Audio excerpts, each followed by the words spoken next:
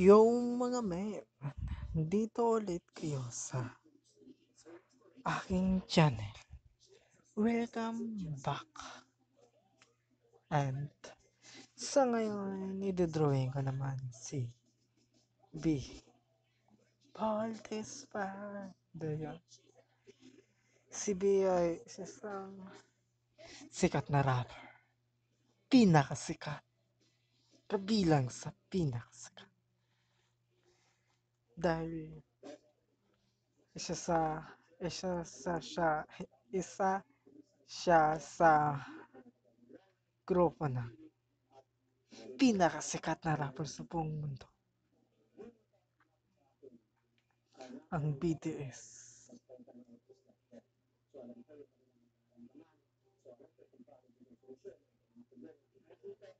At ito ang grupo ng BTS, meaning Rico 277. Joke lang.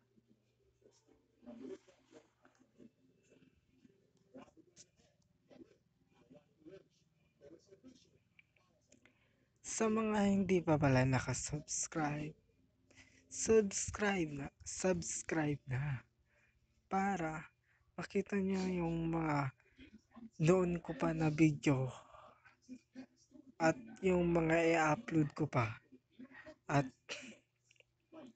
makita nyo rin yung mga rough videos ko. Sobrang astig dun. Panoorin nyo guys. Wag lang yung nasa pinakibaba kasi medyo inano ko yun eh. Sinadyang hindi sabit-sabit para sumikat ako madali. Kasi kapag meron ka ng basher, pas sisikat ka lang. Hindi yan alam ng iba tao. Pero mahirap na magkaroon ng basher.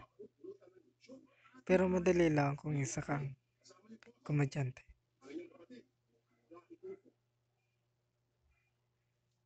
At hindi madaling mapikon. Dapat.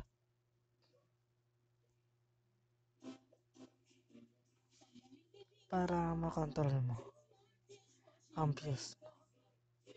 Kapag pinikon ka ng isang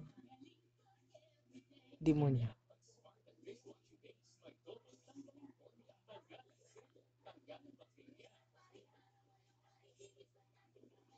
isnabin mo na lang para walang gulo.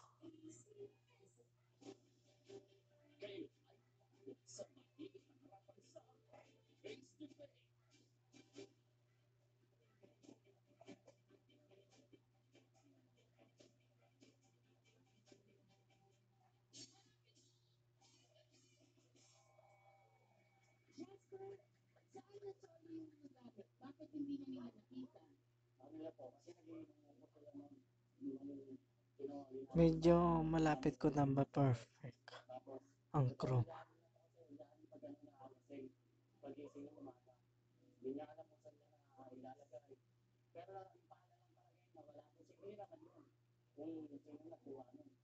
So, hindi pa parang ang Puerto Rico ay pinupuli niyo yung mga baguhan? Kasi marami kasi reklamo sa inyo. So, malamang, andito kasi si Atty. Lorna, matawagan yung boss mo para makausap yung boss mo na may ganito problema nangyayari. Bakit? Kasi kung papabayaan kayo lang, baka bago pa matapos yung pinakonstruction mo, may nakulong na. Kasi ayaw niya magpakumbaba, ayaw niya mag-ano. Pero kaya tayo nandito sa face-to-face para talagang maayos natin ito. Dahil I'm sure mapanood na boss nito, hindi na ito magugustuhan. So, nayayabangan daw kayo kay Joe Marie, Jasper. Katulad niya.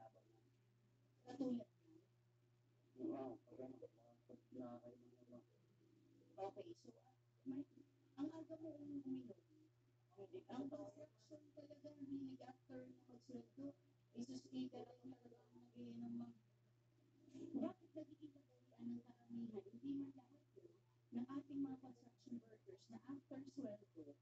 nagiinuman, tuloy wala nang maiuwi sa bahay.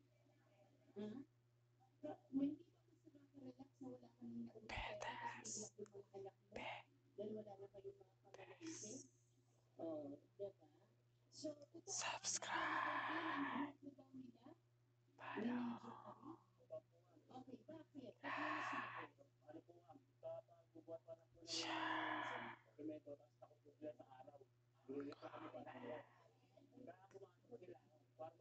ang grupo daw nila?